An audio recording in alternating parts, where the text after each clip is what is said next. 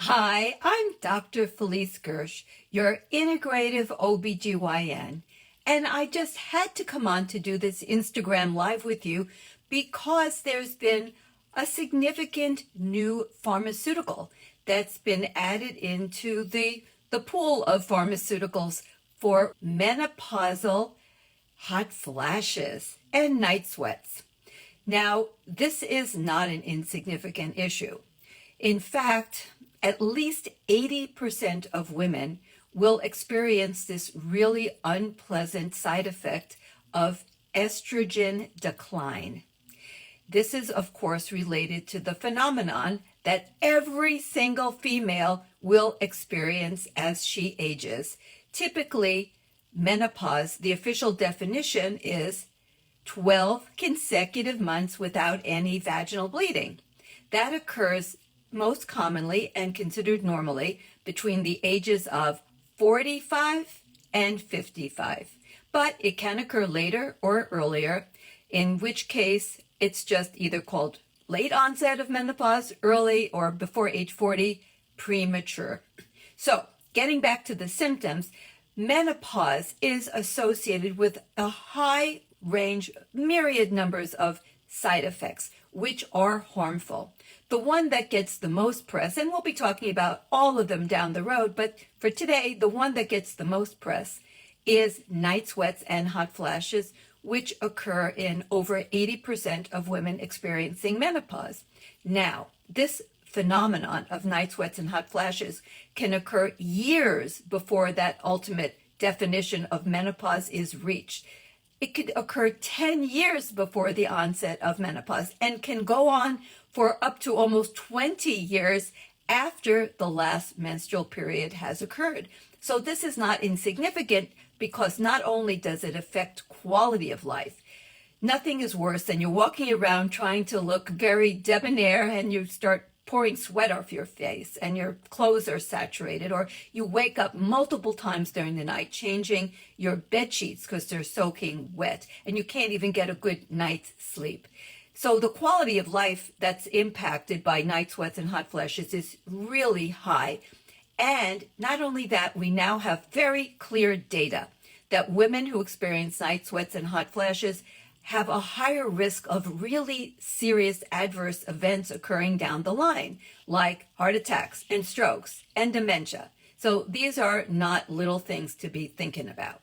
So it is important to eliminate these symptoms for quality of life and hopefully as well to improve what happens down the road as far as health status.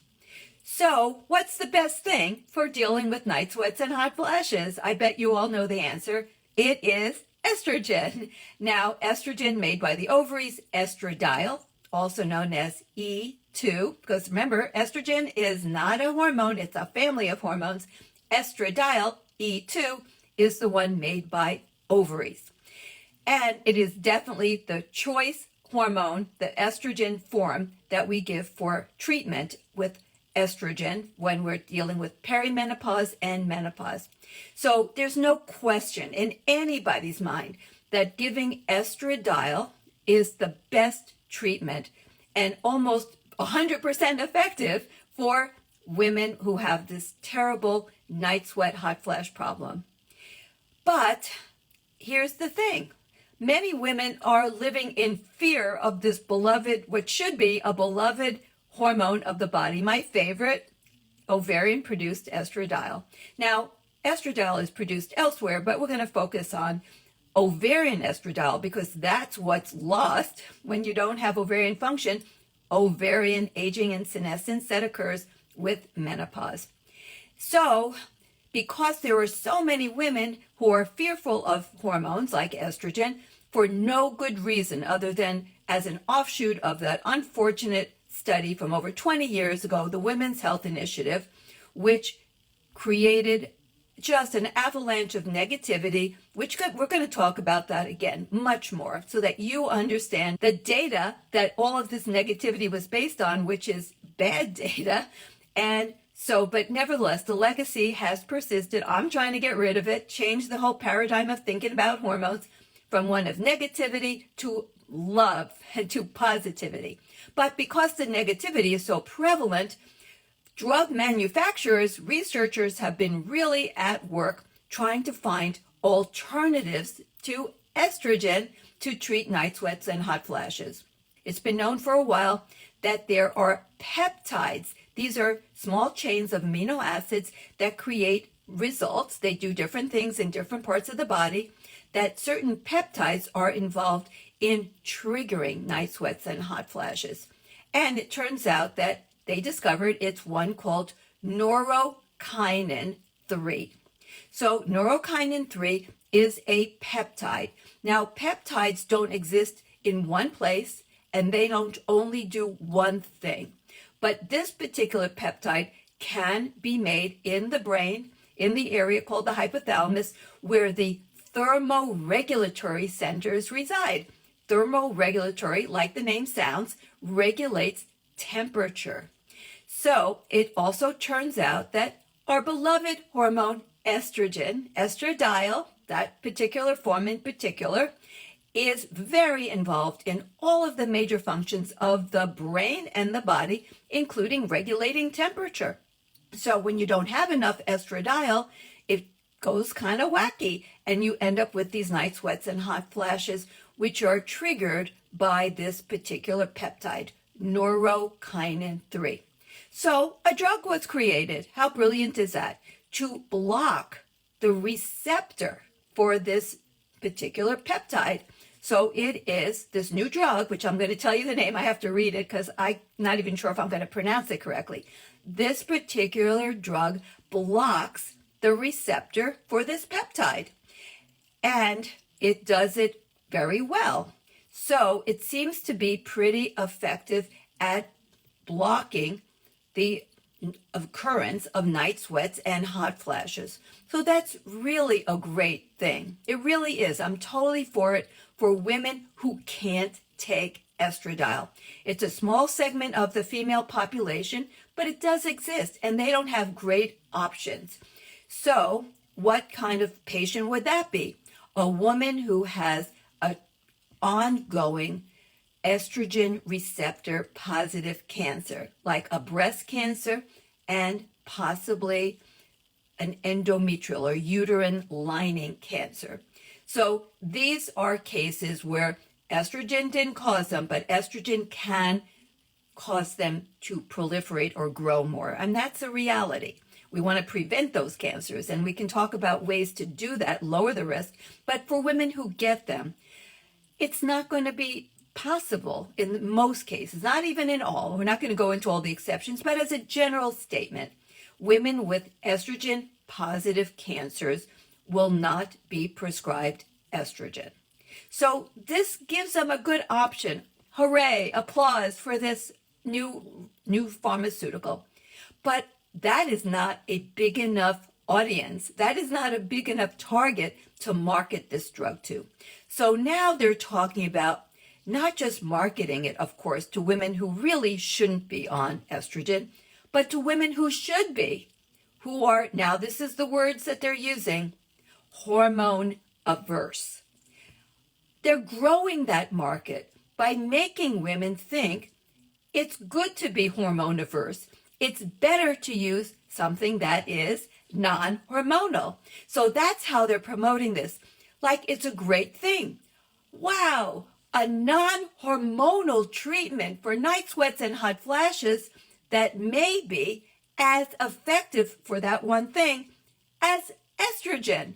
They're not saying it's better. They can't say it's better. They maybe can say it's as good. That remains to be seen. But it is definitely better than what? By the way, they haven't tested it against estrogen. They don't want to, I'm sure. What did they test it against?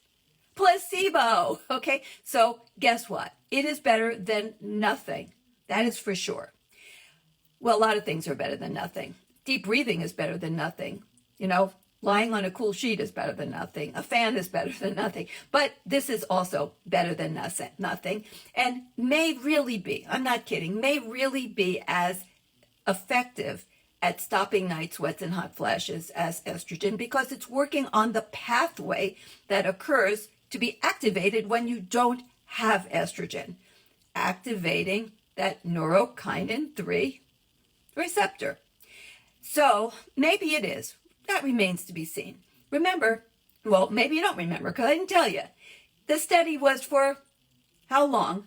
12 weeks. Okay, so definitely over 12 weeks, it is a very good drug for reducing, even potentially eliminating night sweats and hot flashes, and definitely better than nothing. But what they're doing in their ads breaks my heart, and I want you to know, please don't listen to them unless you have breast cancer or uterine cancer, because otherwise you are a candidate in almost every case for going on real estrogen, estradiol. Why would you take something else that is only, and by the way, they do emphasize this, they're being honest about it, it only treats that. It's not treating every other organ system that's benefited by estrogen. Let's name a few. The cardiovascular system, the musculoskeletal system, the neurological system, the gastrointestinal system, the skin system, every system, the genitourinary system. It's not benefiting any of them except by facilitating better sleep. Okay, I'm going to give them 2 thumbs up for if you don't have terrible night sweats and hot flashes, you will have better sleep. Better sleep is going to be good for everything. So it's an indirect effect on all those other organ systems.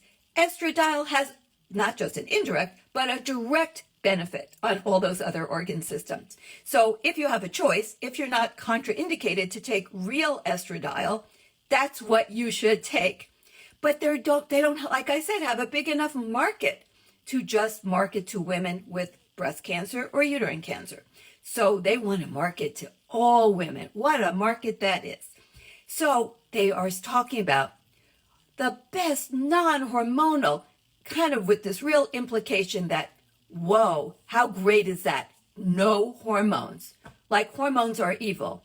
It would be, wow, we can make you feel great and never give you any nutrition. Oh, well, that's processed food. That didn't work out too well either. So here's the thing. Please know there is a role for this new drug. Know that it does have benefit. It does help reduce night sweats and hot flashes. Know that for women who have absolute contraindications to estrogen, this could be fantastic. But no, if you can take estradiol, that is the way you should go. Don't be listening to this. Wow, women who are averse to hormones, now you have some great tool. What the real thing should be, why are you averse to hormones? Who brainwashed you into thinking something that is essential for health is bad for you? Hormones are there because they do everything. Losing them is natural. That doesn't mean it's naturally good. Aging is natural. Aging is natural. Let me emphasize that. Natural as can be. That doesn't mean aging is good for you. I'm not against wisdom with aging, but your body is not getting better and better as you go through each decade from 50 to 60 to 70 to 80 to 90. But I wanted to stay really fabulously healthy. To help every organ system in your body, you will not take this drug instead of real estrogen. So now I'm going to give you the name of the drug because I can't even say it without reading it. Fezolinetant. I think I said it right. That's the generic name. The brand name, Veozah. Veozah. So there you have it. Well, that's not all. You don't have it all. What's the price of this amazing new drug? Well, the retail price is about $660 some a month. That's a lot of money. Not covered by any insurances yet, but you can be sure they're hard at work trying to get it covered for some other crazy high price that somebody's going to pay through their health insurance premium, or it could be you just paying for it outright. I'm not saying hormones are cheap, but they're bioidentical hormones that can be covered by insurance in the vast majority of cases, and compounded hormones for those who are using them. I do prescribe every type. Those prices are nowhere near this price. It will not help your brain. It will not help your heart, your arteries, your bones, your muscles, your bladder, your vagina, your skin, your eyes, your hair. It's not going to help any of them. Estradiol will help all of those things. Yes, it is modern medicine at its best to give more options that are really needed for certain small but very critically important segments of the population. Women dealing with breast cancer and uterine cancer. It is a good thing to have this drug. I am happy it is here. But what do we know about its long-term effects? Nothing. Does a peptide only work in one place of the body for only one function? No. If you give high doses, the dose for this drug is 45 milligrams. If you give 90, the side effects on the gastrointestinal system are huge. This peptide also is elsewhere, like in the gut. Nothing does one thing. When you block a receptor for a peptide, guaranteed there are side effects, and they will be both short and long term. Please, please, please, if you can take real estradiol, please make that your first choice.